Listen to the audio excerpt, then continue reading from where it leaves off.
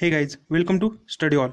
आप सभी को पता ही होगा कि कैसे इंडिया ने चाइना को लद्दाख में उसकी औकात दिखाई है और दुनिया के सामने चाइना के आगे टिकने वाला एक देश बनकर निकलकर सामने आया है। उसी तरह इंडिया से ही सबक लेते हुए दुनिया के बाकी देश भी चाइना के खिलाफ भरपूर तरीके से आगे बढ़ रहे हैं और उनमें से ही एक देश है जो कि जापान है। हाल ही में जापान ने अमेरिका के साथ एक बहुत बड़ा डील किया है और चाइना इससे बहुत डरा हुआ है। चाइना इससे इस हद तक डरा रहा है कि वो इसे एक मिलिट्री एक्शन भी कह रहा है। जापान और अमेरिका के बीच में करीब 23 बिलियन की एक बहुत बड़ी डील के ऊपर जल्द ही हस्ताक्षर होने वाले हैं और इस डील को लेकर अमेरिका की तरफ से अप्रूवल भी दिया गया है। और ये सौदा है 105 एयरक्राफ्ट को लेकर। ये सौदा किसी आम फाइटर एयरक्राफ्ट का नहीं है बल्कि F-35 लाइटनिंग जो कि एक 5th जनरेशन का फाइटिंग एयरक्राफ्ट है उसे लेकर है। जापान अमेरिका से लगभग 105 F-35 लाइटनिंग एयरक्राफ्ट खरीद रहा है और ये खबर सुनकर चाइना के होश उड़ गए हैं।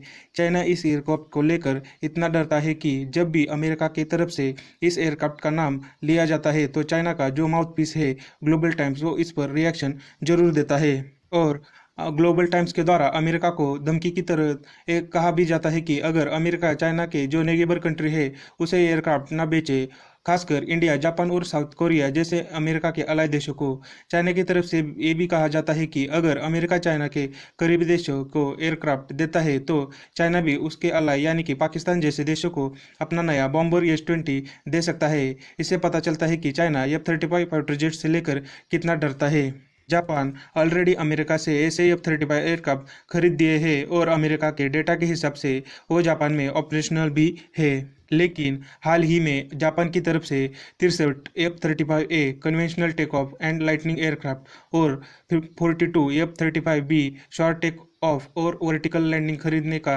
प्रस्ताव दिया तो अमेरिका की तरफ से भी इसे तुरंत अप्रूवल भी दिया गया है। F-35 लाइटनिंग एयरक्राफ्ट दुनिया के सब फाइटिंग जेट्स में से एक बेहतर फाइटिंग जेट माना जाता है और दुनिया का एक 5th generation operational fighting aircraft है। लेकिन क्यों चाइना इन एयरक्राफ्ट को लेकर इतना चिंतित है और इसके बारे में जो हाल ही में इवेंट उसके पता चलता है।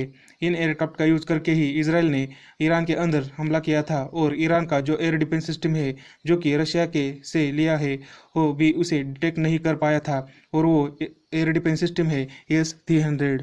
और अगर अब चाइना की नज़दीकी देशों में F-35 जैसे एडवांस फाइटिंग एयरक्राफ्ट का तैनाती होता है तो चाइना एयरफोर्स के पास इससे काउंटर करने का क्षमता है ही नहीं। और अगर जापान इस एयरक्राफ्ट की मदद से चाइना के अंदर हमला करता है तो चाइना के पास इतना क्षमता नहीं है कि वो उसे डिटेक्ट करके मार गिराए। F-35B जो कि वर्टिकल टेक ऑफ और वर्टिकल लैंडिंग के लिए जाना जाता है उसका इस्तेमाल जापान अपने नेवी में कर सकता है। अपने हेलीकॉप्टर कैरियर में इस एयरक्राफ्ट को जापान आसानी से डिप्लॉय कर सकता है और इससे साउथ चाइना सी और ईस्ट चाइना सी में पेट्रोलिंग के कर सकता है और किसी भी वक्त जब चाइना पर हमला करना हो तो वो उस पर हमला भी कर सकता है।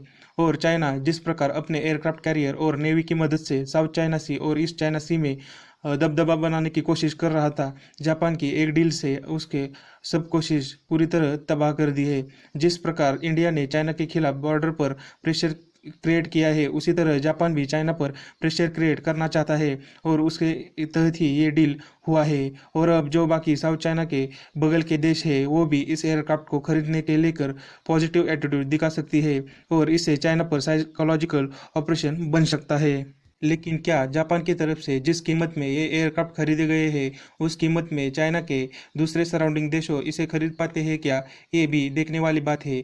और अब देखने वाली ये बात है कि क्या अब जापान के बाद क्या इंडिया भी F-35 एयरक्राफ्ट को लेकर खरीदने की कोशिश कर सकता है या उसके लिए पॉजिटिव एटीट्यूड दिखा सकता है। और जापान के द्वारा 105 एयरक्राफ्ट खरीदकर चाइना के ऊपर कितना प्रेशर क्रिएट किया जा सकता है आप कमेंट बॉक्स में जरूर लिखिए। और क्या भारत को भी अब F-35 को लेकर खरीदने को लेकर सोच रखना करना चाहिए क्या, इसके बारे में भी कमेंट बॉक्स में जरूर लिखिए। और अगर आपको ये वीडियो अच्छा लगा है तो इसे लाइक और शेयर कीजिए और चैनल को सब्सक्राइब कीजिए ताकि आपको ऐसी इन्फॉर्मेटिव वीडियो सबसे पहले मिलती रहे।